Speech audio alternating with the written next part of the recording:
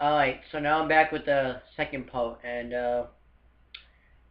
this part is about, the next part is Justin Gabriel, Zack Ryder, and the referee is backstage. And they're promoting this thing for, what's it called? What I think it's called, I forget what the store's called. And I actually might enter this contest. I guess the contest is if, I don't know exactly what it is, but if you win the contest, you get to go to, what's it called? You get to go to a pay-per-view for free.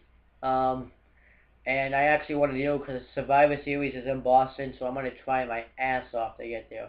I hope I hope it's your choice, and you get to they don't announce it till January, and the pay-per-view I will pick to go to is WrestleMania. But if it's this year, I'm gonna pick Survivor Series since it's gonna be in Boston, and I live in Halifax, Massachusetts, so. Hope that's what goes down. And then it shows the SummerSlam again with, what I just talked about in the beginning of the last video, Lesnar, Punk, Cena, Bryan. Then it says that Ryback beats a bully again. He bullies this guy backstage, and he, chucks his bag, because I guess he was in his locker room. And, he has him go pick up his bag, and Ryback's on it, and then he picks it up, and then he throws it again. And then he picks it up again, and then he tells him to turn the shower on. And then the guy says, this is all I have. And then he slaps the guy. Ryback slaps the guy, and then he's like, turn the shower on. Then he turns it on, and he has him fill his clothes with water. And then just laughs at him. I actually laughed during this. I actually thought this was funny.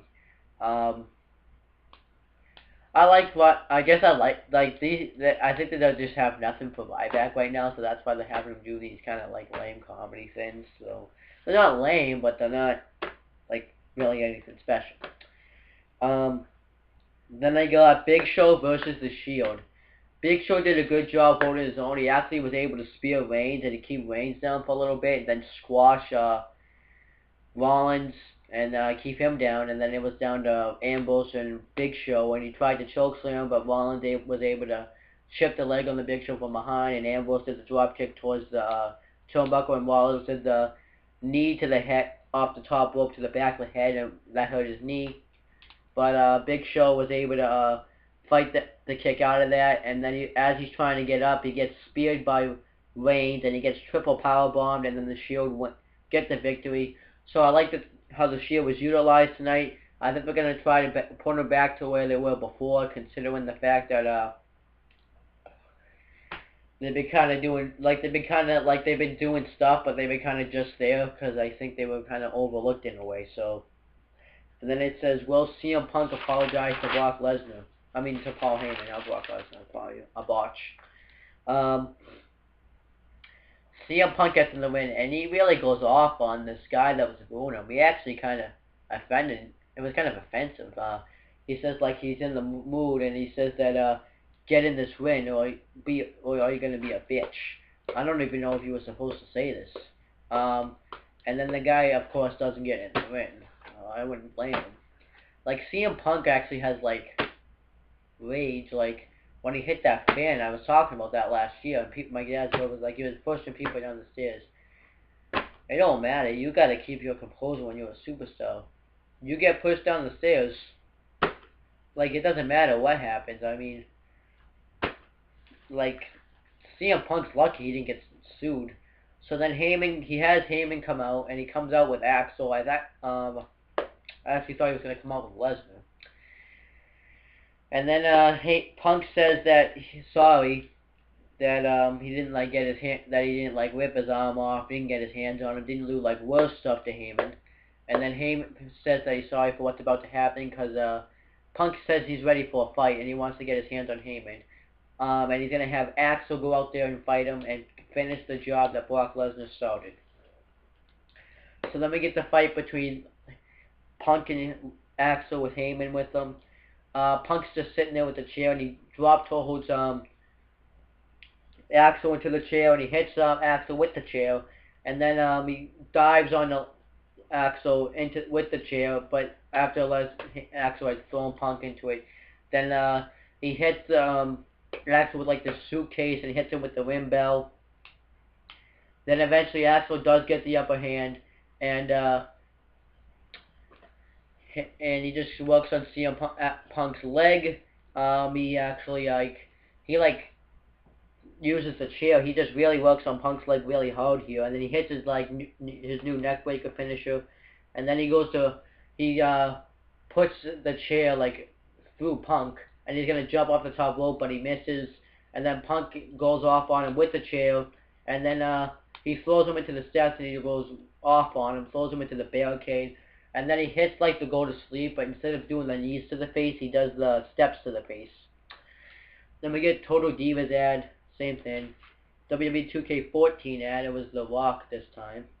Then we get R-Truth versus Bray Wyatt with Eric Rowan and Luke Harper ringside. It was a squash match. Bray Wyatt wins with his finisher. Then we get WWE in Boston ad. And then we get now this new tag team. It's called Los Matadors video package. They're like this Spanish announce. They're like this Latino tag team. I like that. And I guess they're like bringing up old Latino stuff, and they're like in these masks, and they wear these pretty cool purple pants. I like these guys, actually. I think these guys have a lot of potential to be a great tag team. I actually would like if the I want to see the Usos beat the Shield, but if they don't beat the Shield, I would like Rollins and Reigns for the tag belts. I would like to see them win the tag belts. I wouldn't mind that, but I want to see. I hope they don't do Big Show, Mark Henry beating them, because Big Show, Mark Henry as tag team champions would be awful. Fuck that. But yeah, the Los Matadors, they're coming soon. So the WWE's bringing in a lot of great talent right now. They brought in the Wyatt family. Brought in Fandango's like not a bad wrestler, but I just don't really care for the gimmick. So yeah. Then we get Heath Slater and Jinder Mahal with Drew McIntyre versus the Usos. Didn't care much for this. The one thing I did like is when one of the Usos did a dive over the top ropes and took out Mahal and McIntyre. He tagged the other one Uso while he was in the air. That was cool. And then that Uso hit the splash on no, it was Mahal for the win. It was Slater Mahal that day. Yeah. Then we get a WWE rewind. It shows Miz punching Fandango in the face at SummerSlam. I actually thought it was going to be the Miz versus Fandango, but it was the Miz versus Barrett. I feel like I have to sneeze. Miz, it was an alright match, but I just didn't really care about it. They've had matches before. It wasn't as good as the others. It wasn't, the best match I think was probably the match they had the night after Mania for the IC title.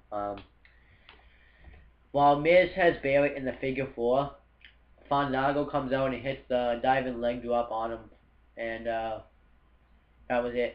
I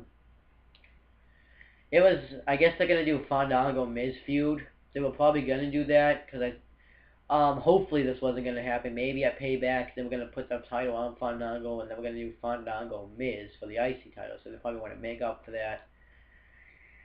I guess it's something for Miz. They really need to do something better with Miz. I just don't really care what they're doing with him. Do something better. And then Brad Maddox is backstage, and he tells Stephanie McMahon that Trip Daniel Bryan's made it back into the building. It seems like Brad Maddox is trying to kiss up to the McMahons and Triple H, because I guess he wants to keep his job. I don't blame him. Then we get Randy Orton's championship coronation. Triple H explains his actions, and then all the superstars are out there, and the Shields, the security. I guess he says he did it pretty much for the business. He did it for Vince. He did it for all the superstars, for us, to keep the business going, because Daniel Bryan didn't have the right look to be a WWE champion, and he had to do what was right for business. He even said that he even put personal appearance, because he says he didn't even like Randy Orton, but he did it for business. He didn't for the business. Then Orton comes out, and I'm glad he's a heel. He thanks Triple H, and he tells the fans to stand up and show him respect.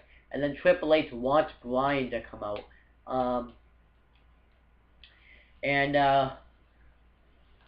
Triple H has Bryan come out. He does come out, but he has to fight off the Shield because he has the Shield go aside at first, but then he still has to fight off the Shield. He does a good job, the best he can. He dropped him on the steps. He armbars Ambrose on the steel, but then Triple H's like, okay, Bryan, come on, let's talk about this like men. So then Bryan goes to come to the ring, but Reigns spears him, and then the Shield are about to triple powerbomb Bryan on the floor, but Triple H says no, just let him come in this ring. I want him to hear what he has to say. So then Bryan's trying to come in the ring, and then all chaos, and they all, yeah. I didn't mind the segment. I thought Bryan would be the one that beats down. I thought he would like come up from behind and like take out Orton and Triple H, but that didn't end up happening. So I don't really know what's gonna be in store for the WWE Championship scene. I'm still pissed off. Triple H, you sold out. You fucking sold out. And I was saying that you sold out. You supported this kid. Like, he even said that he liked this kid. So why didn't you let him be the fucking champion? Honestly. Out of all the people to have that explanation, I was not expecting Triple H. I was not expecting Triple H. Like, here's what I'm hoping happens.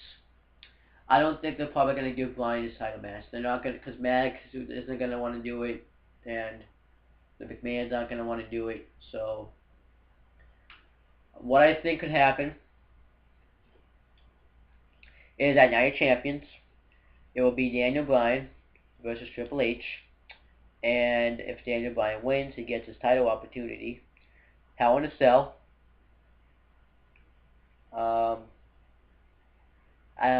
He gets it a Hell in a Cell, but it would have to be a Hell in a Cell match. I would say somehow Orton retains there. And then, actually, there would have to be a Battleground. Somehow, Orton keeps getting the victories on Bryan. Well, like, first time with the DQ, and then, like, Bryan gets screwed over some other way. Some other way at Hell in a Cell in the Cell match. Or don't do a Cell match. And then, at Survivor Series, Bryan finally gets the championship. He finally gets his moment, and he finally gets that reign we want. But if it's at Hell in a Cell, that'll be cool too. I hope that happens. I hope that's where they're going with this. If it's at Hell in a Cell, that's cool too. I'm still pissed that Bryan's not the champion. I am fucking pissed. Like, honestly. Why would you not have him be the WWE fucking champion? Why? Like, I like the storyline, but I just wish Bryan was WWE champion. Triple H fucking sold out. Like, Obi-Wan Orton's like, when you talked on the microphone, he said that we wouldn't see it coming. I didn't fucking see it coming, man. I did. So don't fucking act like I wouldn't see it coming. Don't fucking act like that. So, thank you guys for watching this review. I made that live react. Remember I told you I was making a live reactions channel, and I did. It's called the CM Live Reactions. I'm gonna post that in the comment section down below, and well, after I subscribe to it, of course. And I'm gonna be starting to do like live reactions now. I feel like doing these reviews, I feel like I can do more, and live reactions would be good. And I'm gonna do like live reactions of the past Raws that I couldn't do live reactions to. So that's pretty much it, guys. Hope you enjoyed this review. I'm gonna be back on Owen the Talkinator and CM Live Reactions to give you the first video of live reactions, so tune in.